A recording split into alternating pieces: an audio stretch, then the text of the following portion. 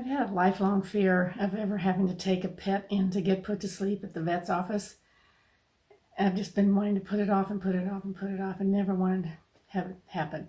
The last two dogs we had were Bud and Zildjian. And Zildjian had a heart attack on the kitchen floor one Sunday afternoon while we were fixing dinner and just checked out. And then the other one, Bud, was deaf and blind. And so he didn't even know what was going on, but it took him about 2 days to figure out that I guess that Zildjian was gone. And so he attached himself to me and he followed me everywhere. And I would even though he's deaf and blind, he would know that I was moving to another room or something. So I would get up and try to sneak by. So if I was just going to go get something and come right back, I didn't want him to get up and follow. Anyway, one day I was sitting in the bedroom. I have a little meditation room, and I was just sitting there being quiet and meditating.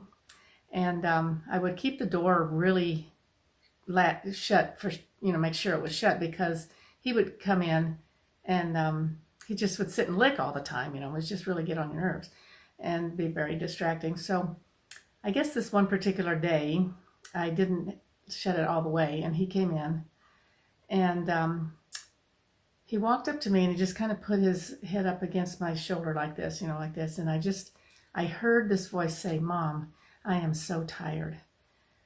And I thought, oh my gosh. So I went online and I checked to see, how do you know when your dog's in pain? Because he was really old, probably 14, 15 years old, and obviously not in great health. And so I checked, how do you know if your dog's in pain?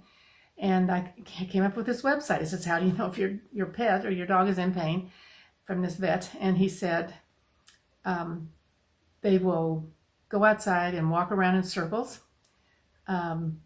They'll pant all the time. They'll lick all the time. They'll pant when it's not even hot.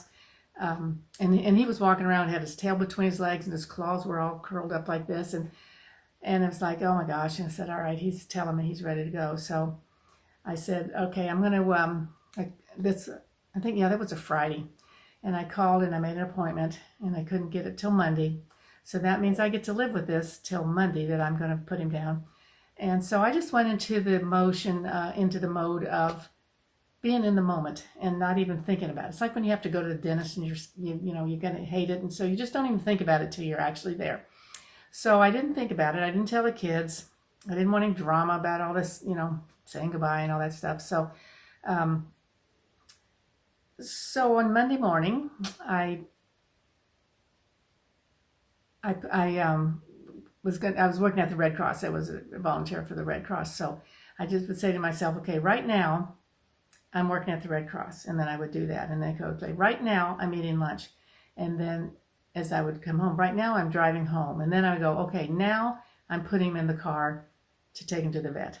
So then I get him over to the vet, and they had like 2 emergencies come in while we're sitting there. So I'm sitting out in the van with him out in the back, and he wouldn't have been able to get out of the van. If he would jumped out, he would have probably fallen over. So I'm sitting out there with him for 45 minutes waiting for this to happen. So finally they come and get him, and we go in, and the vet was a friend of mine. It was she was like in our spiritual group, and I knew her. So anyway, so she said, she puts him up at the table. She says, all right, come on, get over here. So she wanted me to get up there and at least, have my hand on him. So it was such a fascinating experience. If she just gave him a shot, and then he wasn't there. And it was so amazing. Like, you hear about the phrase dead weight. Well, when he's dead, you rub him, nothing moves. It's just solid. So anyway, so that was it. So we cried, and it was okay. And the vet cried. She hugged me. We're all just, all choked up about it. So anyway, so I go home.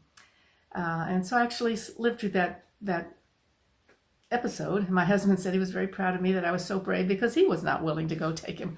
So anyway, so then later on, my son Danny had a dog that was just at the edge, just getting so bad.